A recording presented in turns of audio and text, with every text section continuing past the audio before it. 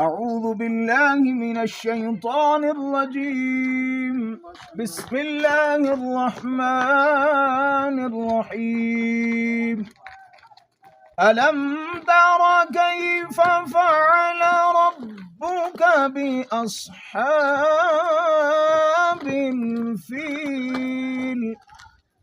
ألم يجعل كيدهم في تضليل وأرسل عليهم طيرا أبابيل ترميهم بحجارة من سجيل فجعلهم كعصف مأكول. صدق الله العظيم.